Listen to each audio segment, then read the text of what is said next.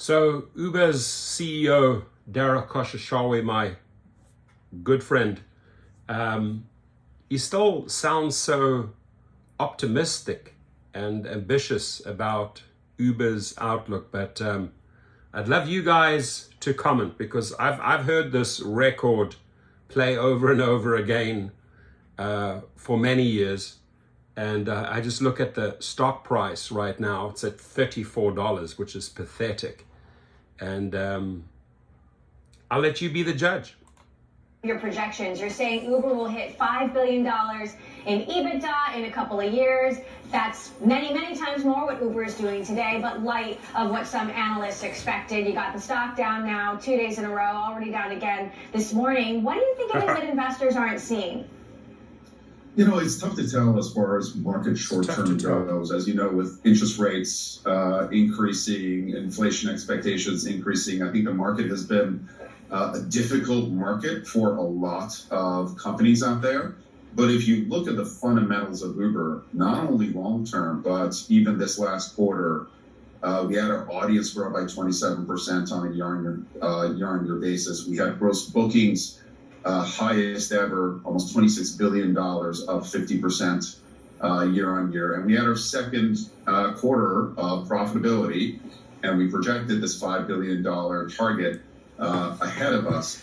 All of the metrics as it relates to the business You are make in me the right yawn, direction. dude. You make me yawn. I can't predict market movements short term, but long term, you see stocks move with the fundamentals. And right now, the fundamentals are absolutely going the right way with Uber.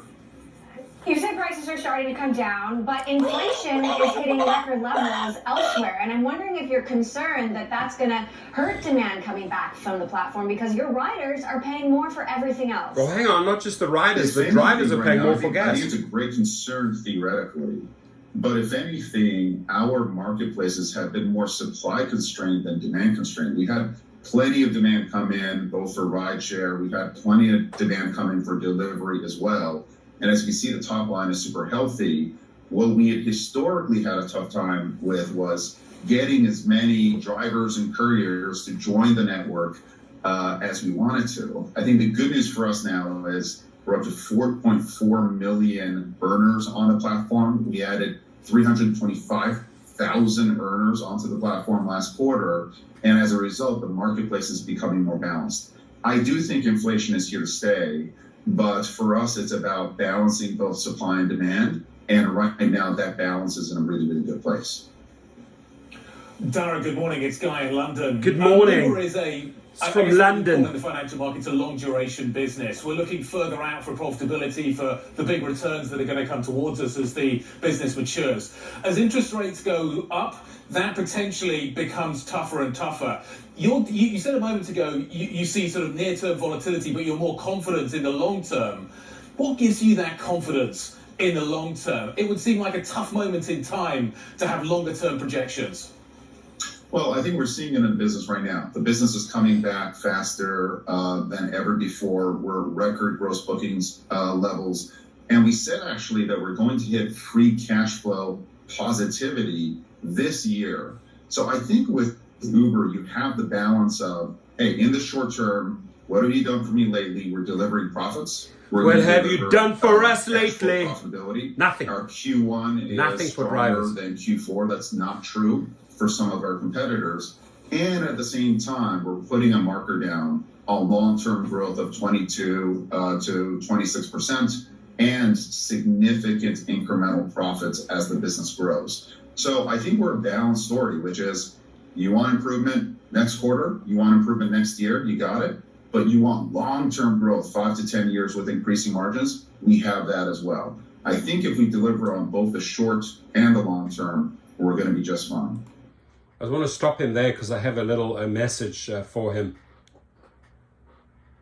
1 second, you guys. He do the wee woo because he have to go in front of the traffic. Look what I do. 22 and he do wee woo. Wee woo. You see this guy? See this guy? Number one bullshit guy. He do the wee woo because he have to go in front of the traffic. Look what I do. 22 and he do wee woo. Oh, yes. See this guy? See this guy? Number one bullshit guy. You talk about that balance. Can I just talk about the balance within the business right now? Yeah, let's talk about it, baby. Because we Delivery don't see any obviously was balance. a huge hedge for you during the pandemic. Is delivery and ridership on a sort of fulcrum? Does one go up and the other one go down, and vice versa as we come out of the pandemic? And what happens with ride sharing as well as we come out of the pandemic as well? Where does it fit into that? Is there a long-term dent because of the pandemic, or does that start to fade fairly quickly? We're seeing, so I think that from a long-term standpoint, both rideshare and delivery are on a long-term glide path up. And especially as it relates to mobility, we're adding taxis, we're adding two-wheelers, three-wheelers, we're adding shared rides, we're adding reserve, we're innovating around the mobility sector pretty aggressively. And the same thing. It doesn't look up to me, dude. People want it more doesn't look up to me. It looks pretty far down. And we're adding grocery and alcohol and many, many other categories. So you're going to see both of them move up. That actually looks... But cyclically, based on openings and closings, while one is strong short term, the other one maybe a hedge the other way. And I think to some extent we're seeing it in Q1, which is the Omicron wave hit. Obviously, things are getting much better now. But for example, a rideshare competitor in the US is going to have their EBITDA down Q1 versus Q4, while ours continues to rise. So what I talked about with our investors is we're an all-weather company. You get secular growth of mobility and delivery, and whether or not the world is open or closed, the two hedge against each other so that you've got predictability and strong long-term growth. Dara, you see this guy? See this guy? Campaign featuring Number one bullshit guy. He do the wee-woo. Cousin Greg is in there trying to drive the point home that Uber Eats delivers more than things that you can just eat. How big a business do you think non-food delivery can be as part of Eats? And is all this marketing spend paying off? I mean, these are pricey celebrities. So they are, but they're worth paying a lot of money for celebrities. We're seeing Uber Eats. It's absolutely becoming a cultural phenomenon. And the Tonight I'll Be Eating campaign, we wanted to throw this other twist because our non-food product is at a $4 billion run rate. It's growing very, very quickly. We're really doubling down on grocery and other products as well. And we wanted to get that awareness out there. What we're seeing is that consumers who start buying groceries and other items on Uber Eats actually start using Uber Eats more and more. So not only is it a new growth path for us, it actually cements our relationship with our customers and could be another growth path going forward. The ad has gotten great response, and we're looking forward to the Super Bowl.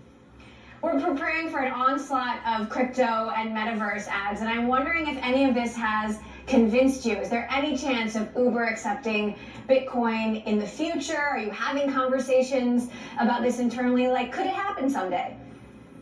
It definitely could. We're having conversations all the time. I think right now what we see with Bitcoin and some of the other cryptos that they are quite valuable as a store of value. The exchange mechanism is expensive. It's not great for the environment. As the exchange mechanism becomes less expensive, becomes more environmentally friendly, I think you will see us lean into crypto a little bit more. So we're absolutely watching it. And if you say, is Uber going to accept crypto in the future? Absolutely, at some point. This isn't the right point, but we will. Okay, we'll look forward to that moment and you updating us as to when it's going to be, Dara. I sense there's some vagueness around that at the moment. Can I take you to London, where I am right now? You're backing the Mayor of London's plans to shift the way that we charge.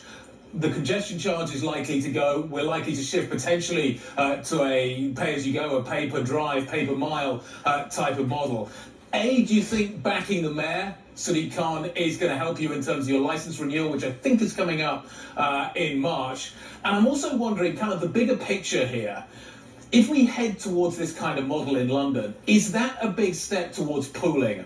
Because I'm assuming that would be a huge step forward for Uber. Definitely, we're backing the mayor because we think these kinds of charges, it's the right way forward. Congestion is not good for the city, it's not good for Uber.